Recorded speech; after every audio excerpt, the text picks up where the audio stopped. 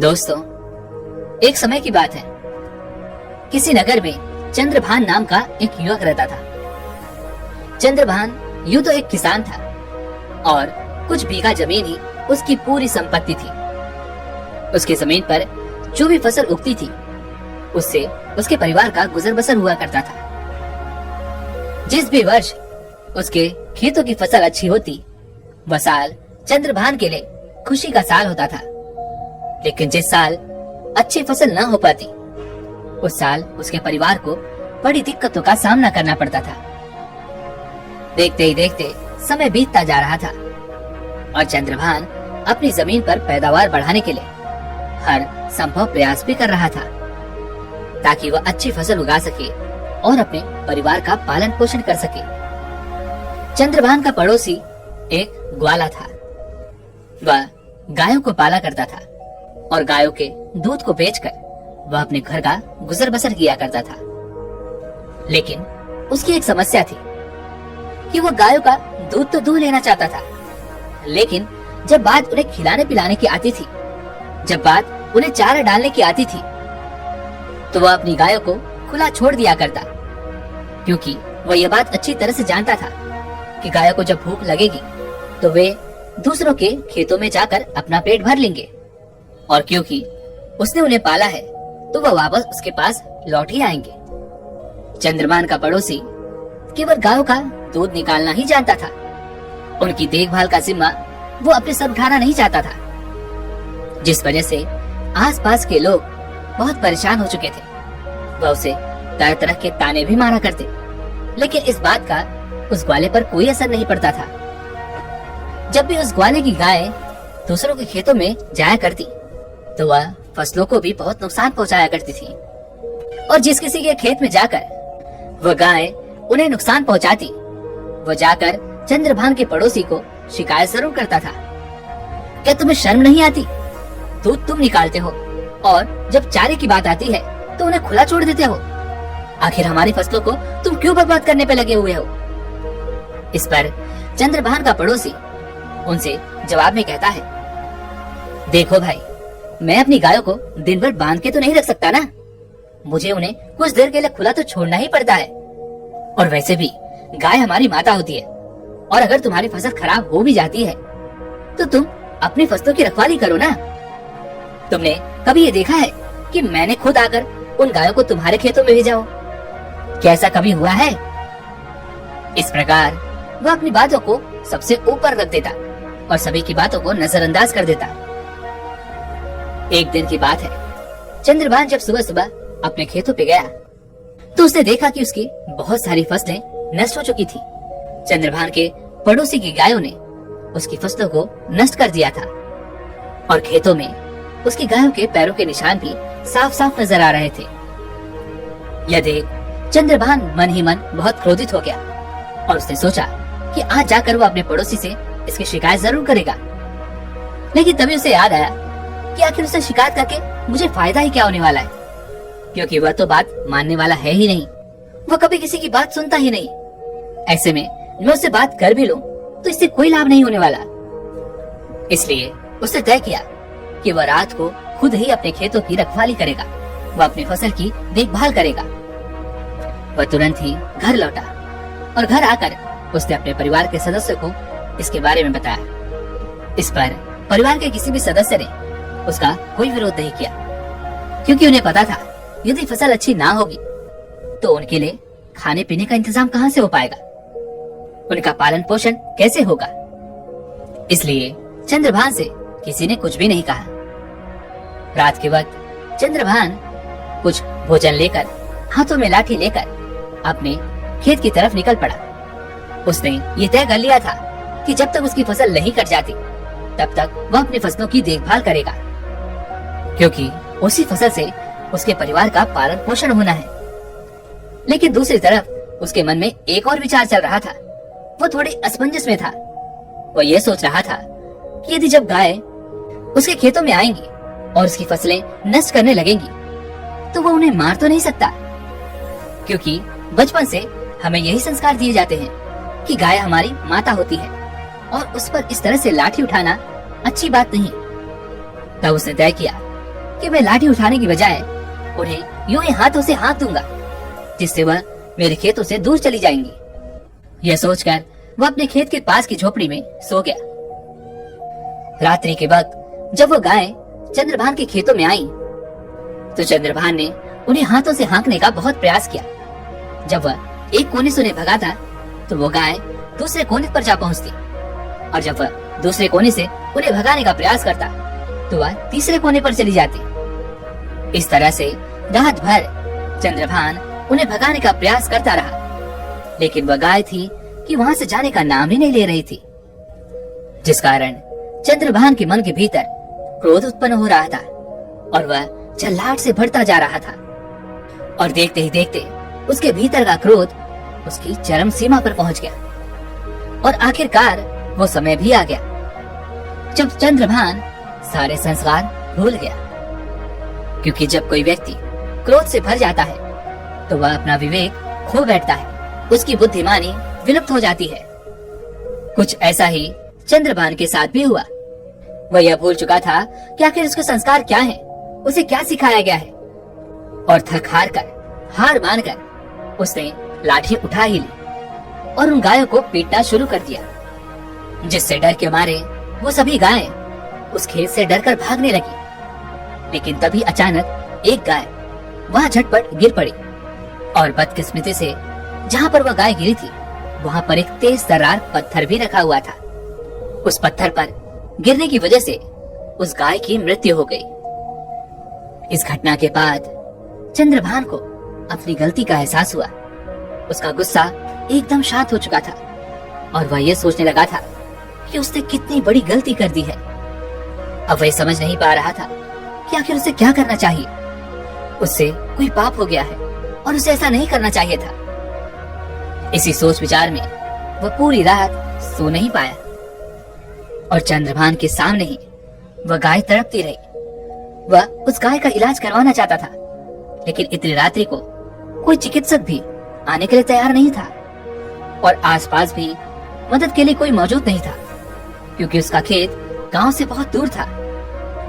वह पूरी रात आंखों में आंसू लिए उस गाय के सामने ही बैठा रहा और उस गाय को तड़पता हुआ देख रहा था, और वह कुछ भी नहीं कर पा रहा था। उसके मन में बार बार केवल एक ही विचार आ रहे थे, चंद्रभान, ये तूने क्या कर दिया?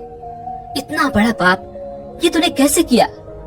इसका प्रायश्चित तो तुझे करना ही होगा। देखते ही देखते सुबह हुई। सभी लोग अपने अपने खेतों पर जाने लगे, और जब कुछ लोग चंद्रभान के खेतों पर पहुंचे तो उन्होंने वहां पर मृत गाय को देखा, और उसी के सामने चंद्रभान भी बैठा हुआ था। ये देखकर सबको पूरी घटना समझने में देर न लगी। सभी को आता हुआ देख चंद्रभान ने भी सबसे माफी मांगने का प्रयास किया। वह सबसे कहता रहा, मुझसे बहुत बड़ी गलती हो गई, मुझसे बहुत बड़ा पाप हो गया, कृपया करके मुझे माफ कर दो। लेकिन किसी ने भी उसकी एक न सुनी। उसी के कुछ दिनों बाद गांव में एक पंचायत रखी गई, जिसमें चंद्रभान के पड़ोसी ने अपनी गाय के लिए न्याय मांगा था, और इस पर पंचायत को भी फैसला करने में ज्यादा तकलीफ नहीं उठानी पड़ी, क्योंकि चंद्रभान ने तो पहले से ही अपने आप को दोषी मान लिया था। इसलिए पंचायत ने अपना फैसला सुनाया और कहा, जब तक चंद्रभान अपने पापों का प्रायश्चित नहीं कर लेता, जब तक वो अपने पापों को धो नहीं लेता, तब तक वह इस गांव में वापस नहीं आ सकता। इस पर चंद्रभान बड़ी विनम्रता से पंचायत से कहता है, हे पंचो, आप ही बताइए, मैं अपने इस पाप को किस प्रकार धो सकता हूँ? इस पर पंचों ने चंद्रभान को बताया कि तुम्हें चारों धाम की यात्रा करनी होगी, और उसके बाद ही तुम्हारा ये पाप धुल पाएगा। लेकिन इधर चंद्रभान की आंखों में तो केवल उस गाय का तड़पता हुआ चेहरा था। वह उसे भूल नहीं पा रहा था। वह मन ही मन यह सोच रहा था कि क्या चारों धाम की यात्रा जाने के बाद उसके सारे पाप धुल जाएंगे?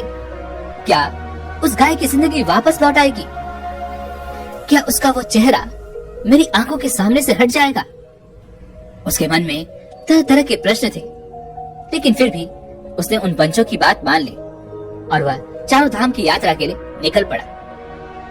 और ये उस समय की बात है जब किसी प्रकार के कोई साधन नहीं हुआ करते थे और लोगों को पैदल ही अपनी यात्रा करनी पड़ती थी। इसलिए चंद्रभान की यह यात्रा अत्यधिक लंबी होने वाली थी और हो सकता है कि उसे कई वर्ष भी बीत जाते।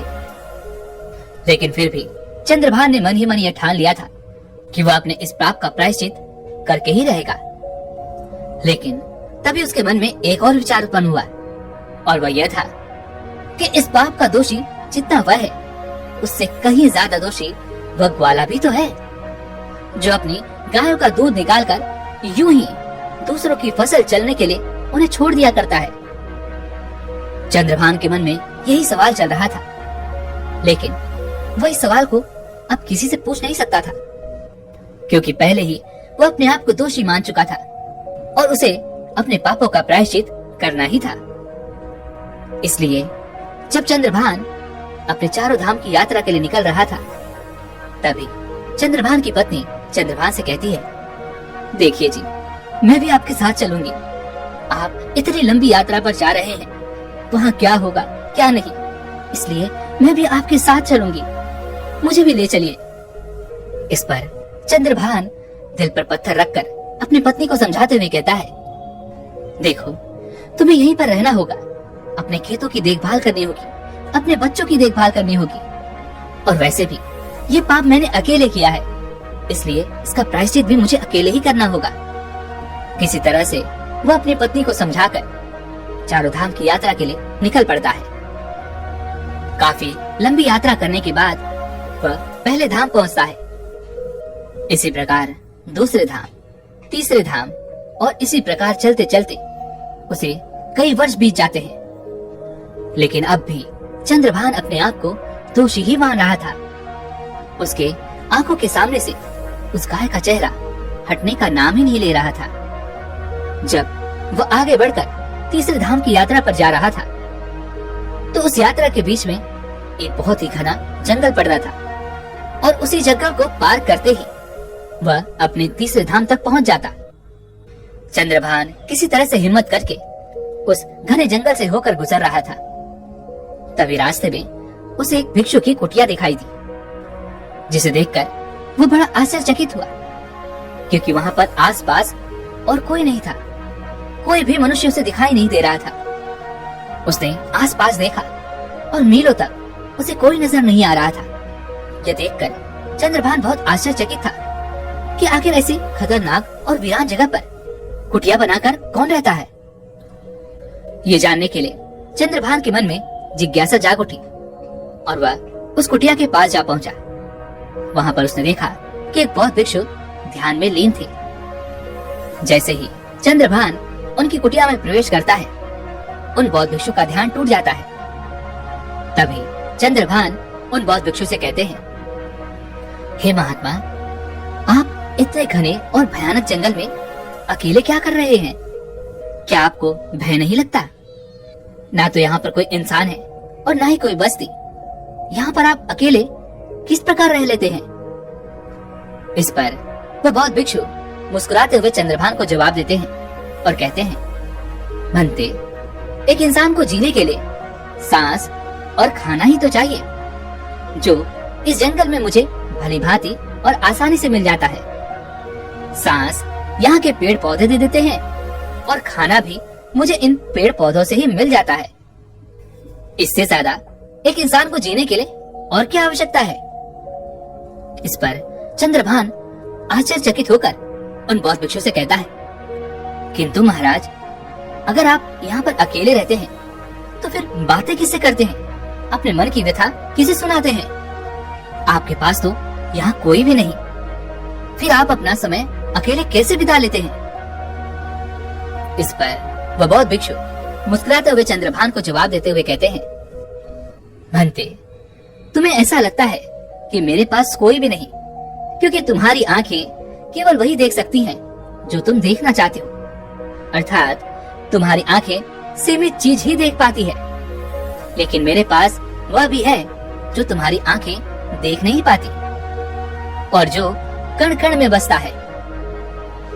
उन बौद्ध भिक्षु की यह बात सुनकर चंद्रभान को यह एहसास होने लगा कि यह कोई साधारण भिक्षु नहीं है, ये बहुत ज्ञानी है, इनकी समझ बहुत गहरी है और ये मुझे मेरे सवालों के जवाब भी दे सकते हैं। क्यों ना मैं अपने सवालों के जवाब इनसे पूछ लूं। देखो तो सही ये मुझे क्या जवाब देते हैं। काफी कुछ सोच विचार करने के बाद चंद्रभान ने उन बौद्ध भिक्षु को अपनी सारी स्थिति बयां कर दी और सब कुछ बता देने के बाद चंद्रभान ने उन बौद्ध भिक्षु से कहा, हे गुरुवर, मैं 2 धामों की यात्रा तो कर चुका हूँ, लेकिन उसके बाद भी मेरे मन में जो बोझ है वो अब तक हल्का नहीं हुआ और मैं अंदर ही अंदर ये भी जानता हूँ कि यदि मैंने 4 धाम की यात्रा कर भी ली तब भी मेरे मन की स्थिति वही रहने वाली है। मेरे मन का ये बोझ कभी हल्का नहीं हो पाएगा। कृपया करके क्या आप मुझे ये बता सकते हैं कि मैं अपने पापों का प्रायश्चित कैसे कर सकता हूँ? मैं इस पाप से मुक्ति कैसे पा सकता हूँ? चंद्रभान की आवाज सुनकर वह बहुत भिक्षु जोर जोर से हंसने लगे और उनकी ये हंसी देखकर चंद्रभान बहुत आश्चर्यचकित हुआ। उसने एक बार फिर उन बौद्ध भिक्षु से हिम्मत करके ये कहा, हे गुरुवर, मैं आपको अपनी समस्या बता रहा हूँ और आप जोर जोर से हंस रहे हैं। आखिर इसमें हंसने वाली बात क्या है? इस पर वह बौद्ध भिक्षु हंसते हुए उस चंद्रभान से कहते हैं, भंते, तुम भी कैसी बातें कर रहे हो? तुम उस पाप का प्रायश्चित करने जा रहे हो जो पाप तुमने किया ही नहीं। तुम तो अंधकार में भटक चुके हो, तुमने कोई पाप नहीं किया। हाँ, तुम्हें ये लगता है कि तुमने पाप किया है, लेकिन वास्तविकता में वो पाप नहीं है। आगे वह बौद्ध भिक्षु चंद्रभान से सवाल करते हुए कहते हैं, अच्छा, अब तुम मुझे ये बताओ कि मान लो अगर तुम उन गायों को यूं ही छोड़ देते और वह तुम्हारा सारा खेत चर जाते, जिससे तुम्हारी पूरी फसल नष्ट हो जाती, तो क्या वह सही होता? जरा सोच कर देखो। इस पर चंद्रभान सोच विचार कर उन बौद्ध भिक्षु से कहता है, हे महात्मा, ये तो बिल्कुल भी सही नहीं होता, क्योंकि इससे मेरी पूरी फसल भी नष्ट हो जाती और जो मैंने मेहनत की है वह भी पूरी तरह से बेकार हो जाती और साथ ही मेरे परिवार को खाने के लिए अन्न भी नहीं मिल पाता। तो मेरे परिवार का पालन पोषण किस प्रकार हो पाता? तभी वह बौद्ध भिक्षु चंद्रभान से कहते हैं, भंते, मैं तुम्हें यही तो समझाने का प्रयास कर रहा हूँ।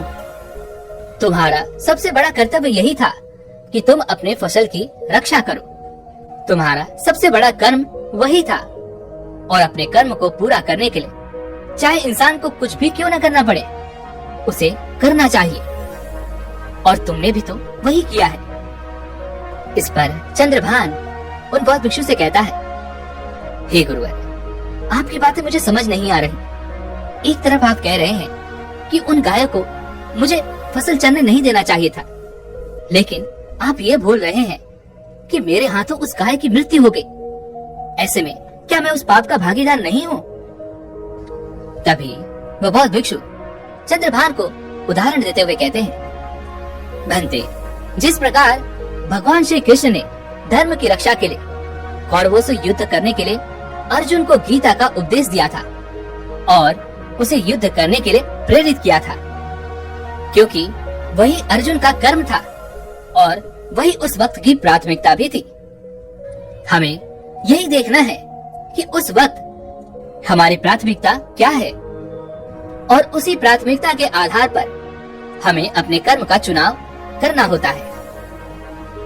आगे वह बौद्ध भिक्षु चंद्रभान को समझाते हुए कहते हैं, भंते, जब तक तुम अपने आप को कर्ता समझते रहोगे, अर्थात करने वाला, तब तक तुम दुखी ही रहोगे।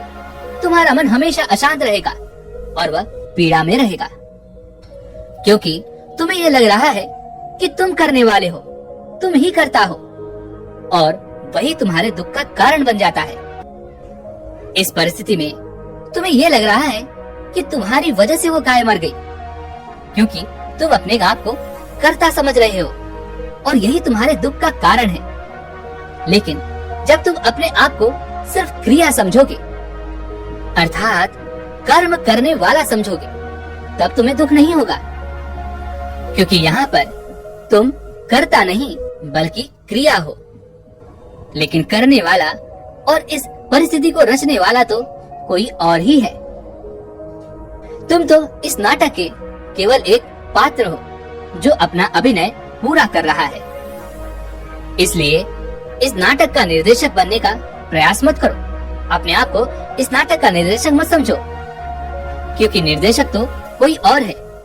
हम तो सिर्फ अभिनेता हैं, जो अपना अभिनय कर रहे हैं, जो अपना सर्वश्रेष्ठ प्रदर्शन दे रहे हैं। इसलिए तुम केवल अपने अभिनय पर ध्यान दो, निर्देशक मत बनो। यदि तुम अपना प्रदर्शन अच्छे से नहीं करोगे तो निर्देशक खुश नहीं होगा। इसीलिए तो कह रहा हूँ कि तुमने कुछ भी गलत नहीं किया। तुम तो अपना किरदार बहुत अच्छे से निभा रहे हो। लेकिन वो कहते हैं ना, संशयात्मा विनाश्यति, अर्थात जिस मन में शंका पैदा हो जाती है, जो आत्मा खुद पर संदेह करने लगती है, वह अपने विनाश की ओर पहुंच जाती है और वह खुद का विनाश कर ही लेती है। और ठीक ऐसा ही कुछ तुमने भी किया है। तुम्हारे मन में यह संशय उत्पन्न हो गया है कि तुम्हारे कारण उस गाय की मृत्यु हुई है और उसकी मृत्यु का कारण तुम हो। और अब तुम ये समझ नहीं पा रहे कि मैं अपना कर्म करूं या उस गाय के प्रति अपना कर्तव्य निभाऊं। और जहां पर आदमी में ये संशय आ जाता है, वह अपना विनाश निश्चित कर लेता है। तभी चंद्रभान उन बौद्ध भिक्षु से आखिरी सवाल करते हुए कहता है, जो कर्म हम करते हैं उसका फल हमें किस प्रकार मिलता है? अगर मैंने कुछ गलत किया ही नहीं तो मैं यहाँ पर प्रायश्चित क्यों भोग रहा हूँ? और अगर मैंने अपना कर्तव्य निभाया है, अगर मैंने अपना कर्तव्य पूरा किया है, तो मैं यहाँ पर दुख क्यों झेल रहा हूँ? मेरे मन में ये पीड़ा क्यों है? मेरी आंखों के सामने से उस गाय का चेहरा क्यों नहीं हट रहा?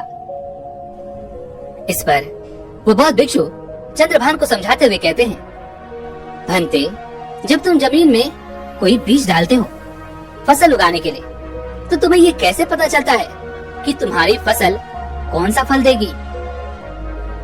इस पर चंद्रभान जवाब देते हुए कहता है, हे गुरुवर, ये तो केवल कुछ महीनों बाद ही पता चलता है कि ये फसल कौन सा फल देने वाली है। और जब तक हमें ये ही नहीं पता होगा कि ये बीज किस पेड़ का है, तब तक हमें ये कैसे पता चलेगा कि आखिर यह पेड़ हमें कौन सा फल देने वाला है? इस पर वो बौद्ध भिक्षु मुस्कुराने लगे और चंद्रभान से कहते हैं, भंते, जिस प्रकार जमीन में डालने पर हमें ये पता नहीं होता कि वह बीज आगे चलकर कौन सा पौधा या कौन सा पेड़ बनेगा और वह हमें कौन सा फल देगा, ठीक उसी प्रकार कर्म करते हुए भी हमें ये नहीं पता होता कि वह कौन सा फल देने वाला है। हो सकता है कि उस कर्म का फल तुम्हें तुरंत ही मिल जाए और हो सकता है कि उस कर्म का फल मिलने में तुम्हें कुछ समय लगे, लेकिन उस कर्म का फल तुम्हें मिलता जरूर है। लेकिन हम इंसानों में इतना धैर्य नहीं रहता, वह इतनी दूरदृष्टि नहीं रखते, वह उतनी सोच नहीं रख पाते। उसे तो अपने कर्मों का फल तत्काल चाहिए, तुरंत चाहिए। हम तो ये सोचते हैं कि जैसे ही हम अपना कर्म करते हैं वैसे ही हमें उसका फल मिल जाए, लेकिन प्रकृति का पैमाना ऐसा नहीं है। जैसे कि जब कोई भी विद्यार्थी लगातार और सतत मेहनत करता है तो कई सालों बाद उसे उसकी विद्या का परिणाम मिलता है। और अगर कोई विद्यार्थी ये सोचे कि मैं आज ही पूरी पुस्तक पढ़ लेता हूँ और कल ही मैं परीक्षा देने बैठ जाता हूँ, तो ऐसा नहीं हो सकता। उसे सालों साल अभ्यास तो करना ही पड़ेगा और उस अभ्यास का फल उसे कब मिलेगा उसे ये नहीं पता होता। ये सब जानकर भी एक इंसान अंधों की तरह अपना जीवन बिताता है। वह इन बातों को समझना नहीं चाहता और हमेशा अंधकार में भटकता रहता है। आगे वह बौद्ध भिक्षु चंद्रभान से कहते हैं, बंते, अब तुम यहाँ से वापस घर जा सकते हो। तुम्हें चारों धाम की यात्रा करने की कोई आवश्यकता नहीं है। तुम अच्छे से गांव में जाकर अपना काम करो और वहाँ पर अपने परिवार का देखभाल करो, क्योंकि तुम्हारा यही किरदार है। तुम्हें इस जीवन में इसे निभाना ही होगा। इस पर चंद्रभान उन बौद्ध भिक्षु से कहता है, किंतु हे गुरुवर, जब तक मैं अपने पापों का प्रायश्चित नहीं कर लेता तब तक मैं अपने गांव कैसे जा सकता हूँ? मुझे दोषी पाया गया है और इसीलिए पंचों ने मुझे गांव से निकाल दिया है। और यदि मैं यहाँ से वापस लौट भी गया तो ऐसा करना धोखा होगा, जिसका परिणाम मुझे बाद में अवश्य मिलेगा। इस पर वह बौद्ध भिक्षु एक बार फिर चंद्रभान से कहते हैं, भंते, तुम्हें आए हुए कई वर्ष बीत चुके हैं और तुम एक बार अपने गांव तो जाओ। वहाँ की स्थिति अब पहले से बहुत कुछ बदल चुकी होगी। वह गांव अब वैसा नहीं रहा जैसा कि तुम उसे छोड़ कर आए थे, क्योंकि तुम अपने कर्म अच्छे से कर रहे थे और उन कर्मों के परिणाम अब वहाँ पर तुम्हें और तुम्हारे परिवार को मिलने शुरू भी हो चुके होंगे। इस चीज को समझो और अपनी आंखों से देखो। कर्मों के संविधान को भली भांति समझने का प्रयास करो। चंद्रभान कुछ देर के लिए असमंजस में रहा कि वह क्या करे। क्या वह आगे बढ़े या घर लौट जाए? काफी देर सोच विचार करने के बाद आखिरकार वह उन बौद्ध भिक्षु की बात मान लेता है और वह वापस अपने गांव लौटता है। तो वहां पर देखता है कि जो उसका पड़ोसी था, अर्थात वो ग्वाला जो पहले गाय पाला करता था, अब उसने गाय रखना बंद कर दिया है और साथ ही दूसरी तरफ उसके परिवार के नाम पर गांव में एक गौशाला भी बनाई गई है, जहां पर गांव के लोग अपनी श्रद्धा से कुछ न कुछ गायों को चारा भेंट किया करते हैं। यह सब देखकर चंद्रभान बहुत आश्चर्यचकित रह गया। उसे समझ में नहीं आ रहा था कि आखिर ये सब क्या हुआ। उससे जाकर अपनी पत्नी से इसके बारे में पूछा। इस पर उसकी पत्नी ने जवाब देते हुए कहा, आपके जाने के बाद उस ग्वाले की गाय सभी के खेतों में जाकर उपद्रव मचाने लगी और सभी की फसलें देखते ही देखते नष्ट होने लगी, जिससे गांव वालों को बहुत परेशानी होने लगी थी, क्योंकि वह गाय सभी के खेतों में चरकर उनके फसलों को नष्ट कर रही थी। आखिरकार एक दिन पंचायत बैठी और उस पंचायत ने यह निर्णय लिया कि चंद्रभान से कुछ भी गलत नहीं हुआ था।